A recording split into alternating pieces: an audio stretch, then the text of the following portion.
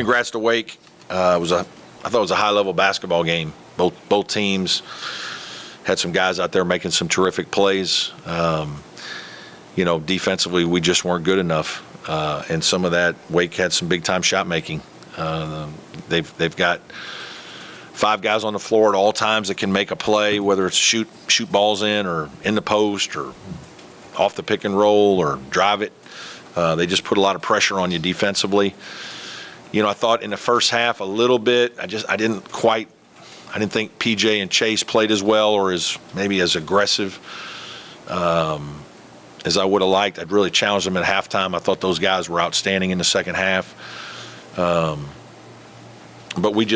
simply put, we just couldn't get enough stops to win the game, and some of that is Wake Forest shot making. I thought we did some decent things in terms of they had 13 turnovers. We were fairly aggressive. We had 9 steals. So I didn't think we weren't playing hard, but they answered the bell. We obviously had a great stretch there in the second half where we took the lead and we just couldn't sustain, and some of it was some shot making by them, and they got some stops down the stretch. But again, a very high-level basketball game with 2 very good teams. So, questions for me? Just how pivotal was Yeah, it was big. Obviously, if we make that, and now it's a 1-possession game, and there's real game pressure on them, and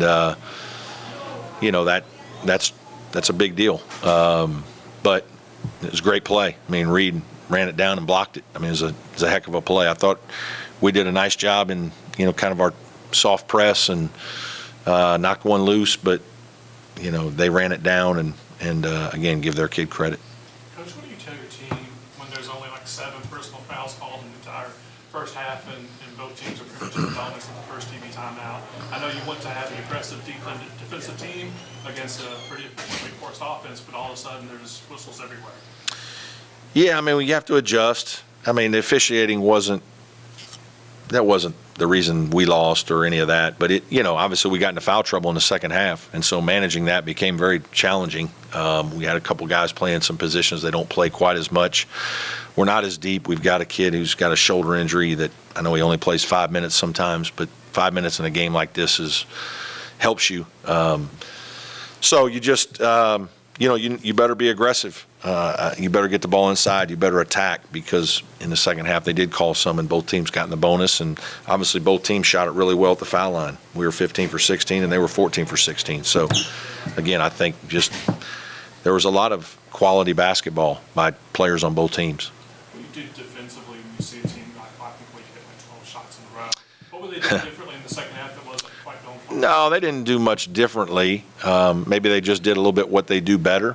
I would think Steve would know that better than I. They took advantage of some situations, some matchups, and then kids stepped up and made shots. We got them rotating the ball. You still got to make the 3, and they made them. It was impressive. They made some shots down the stretch. They had a good mix, I thought, of posting, threes, driving it.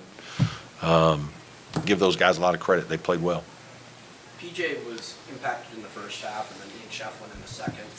Was just in terms of points, just scoring, you mean? Yeah, scoring. I guess how damaging.